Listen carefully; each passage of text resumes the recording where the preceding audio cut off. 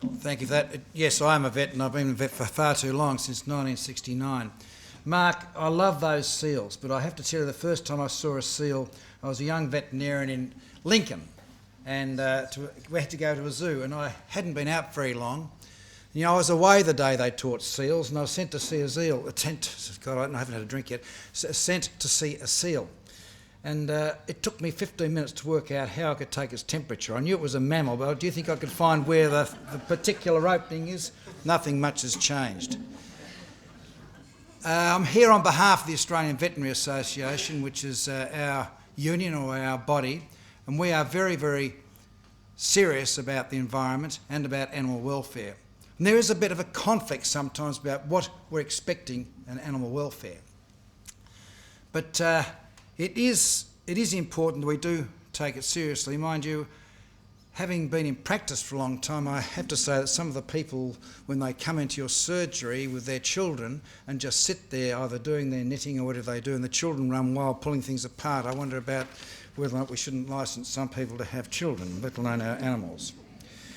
We are concerned, for the most part, with the health of our animals, and we're talking about responsible pet ownership. It is important that is all taken and looked at in the right way, and you know about vaccinations, microchipping, worming and desexing. In fact, as veterinarians, we seem to spend most of our professional life separating animals from their reproductive organs. It's about all we do. But, over the past few years, I seem to have spent a lot of my time in a revolting place called VCAT. And I've been defending animals that have been seized by various councils because they are of a particular breed.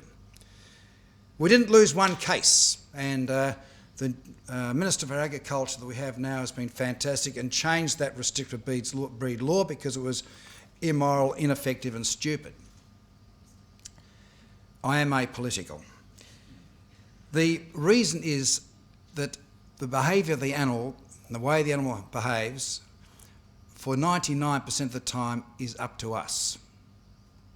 There is not a savage breed.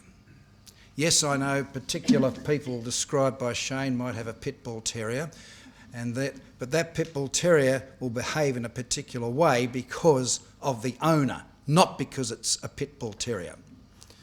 I have to say I've never been bitten by anything bigger than a white little dog. I found Rottweilers are completely sooks, and I very rarely see a badly behaved German Shepherd. Occasionally you'll get a particular strain in a breed which causes a problem. So it starts with us, and this is what's important. It's a bit like vaccinating your animal. Vaccinate your animal and you'll save yourself a fortune in veterinary fees. Maybe we shouldn't do that, we should do it the other way, shouldn't we? Hadn't thought about that. If we do the preventative thing about our dogs right at the start, then we can prevent a lot of bad behaviour, provided we understand all the things that were up here today. The things about having the dog on lead, the things about not letting them off lead, the things about ensuring you're concentrating, not on your phone when you're walking the dog. There seems to be a behaviour of sometimes people seem to be quite happy that they can let the dog run around and whistle it and comes back. It should be a definite thing. So really, as far as we're concerned, the message is do make sure that you, your children, your friends start at the beginning with puppy school, because that is when the dog is about 12 weeks of age. That is the time when all these behaviours are enforced. And it's not about so much training the puppy, it's about training you as owners, because you have the dog under control. The things you do between about 8 weeks and 16 weeks, 18 weeks are the things that make that dog responsible. And just think about a lot of these issues with the dog, it's their genetics makeup that's in it.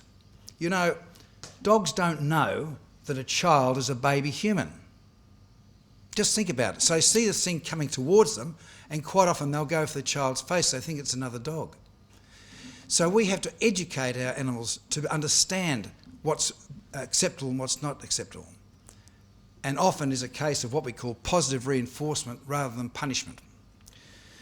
So it is important that we do understand that. The other thing about any dog, no dog is completely safe.